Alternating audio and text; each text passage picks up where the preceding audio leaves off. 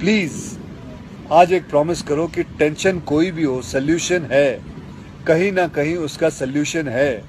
और वो सोल्यूशन आत्महत्या बिल्कुल नहीं है, कभी नहीं है, किसी हालत में नहीं है।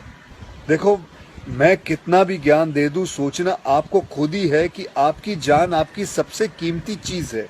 चाहे कोई भी बड़े से बड़ा स्ट्रेस हो लाइफ में, एक बार इमेजिन करो अपने माँ बाप की हालत अगर उन्हें पता चले कि तुमने अपनी जान ले ली है, खुदकुशी कर ली है। शायद आप सोच भी नहीं सकते कि उनको कैसा फील होता होगा।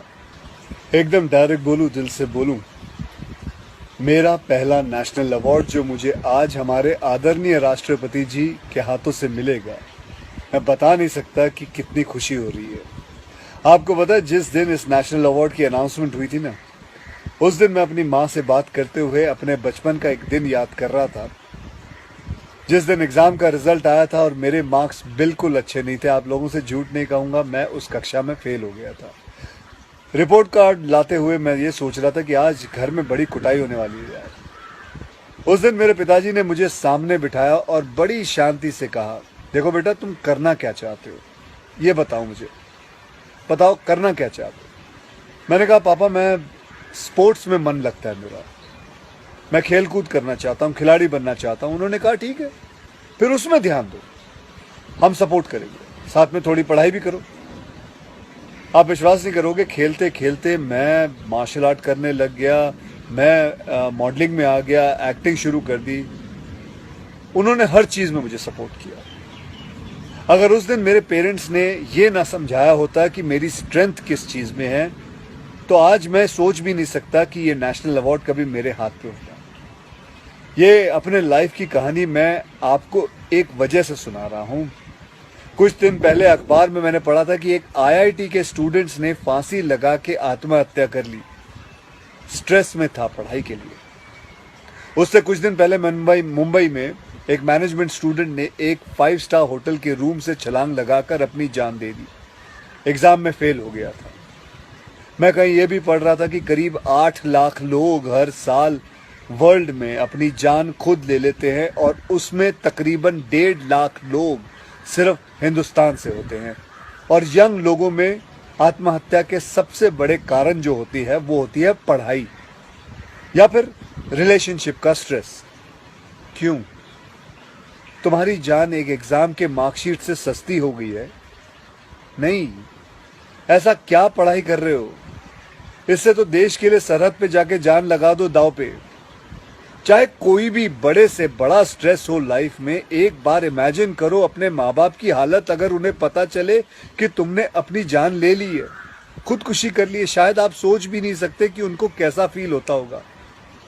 मान लिया कि आपका स्ट्रेस बहुत बड़ा है, पर इतने हल्के में मत लो अपनी लाइफ को यार। आपको पैदा करने वालों को जिंदगी का सबसे बड़ा दुख दे के मत जाओ। और पेरेंट्स से भी यही कहूंगा, यही पूछना चाहूंगा कि कहाँ गए वो जमाना, कहाँ गया वो जमाना जब आप लोग अपने बच्चों के साथ डिनर टेबल पे बैठ के बातें किया करते थे, पूछा करते थे कि कैसा चल रहा है, आपके दोस्त कैसे हैं, पढ़ाई कैसी चल रही है। आज आपका बच्चा आपको अपना स्ट्रेस कैसे बताएगा जब आप भी अपने फोन में आंखें गाड़ के बैठे हो और आपका बच्चा भी फेसबुक पे फ्रेंड्स ढूंढ रहा है। ऐसा क्यों होता है कि जब बच्चे को हाथ पांव पे चोट लगती है तो आप फट से डॉक्टर को बुला लेते हो, लेकिन अगर उसे दिमाग में स्ट्रेस हो तो हम बस एक लेक्चर झाड़ देते, कहते थे बेटा नो, थिंक पॉजिटिव बेटा, थिंक पॉजिटिव। मेंटल हेल्थ के लिए भी डॉक्टर या काउंसलर से हेल्प लेना उतना ही जरूरी है जितना और किसी तकलीफ के लिए। इसमें कोई शर्म की बात नहीं है। देखो, मैं कितना भी ज्ञान दे दूं, सोचना आपको खुद ही है कि आपकी जान आपकी सबसे कीमती चीज है। कोई स्ट्रेस आए ना तो उसको बोल देना बहुत अच्छा है। अपने अंदर घुलना, उसको अंदर रखना, दबा के रखना बिल्कुल नहीं। किसी दोस्त को बोल दो या अपने माँ बाप से शेयर करो। मेरे एक फ्रेंड ने उस दिन व्हाट्सएप पे एक बहुत काम की बात फॉरवर्ड की थी। एक हॉस्पिटल की ओपन हार्ट सर्जरी यूनिट के बाहर एक शेर लिखा हुआ था, मैं आपसे शेयर करना चाहता हूँ।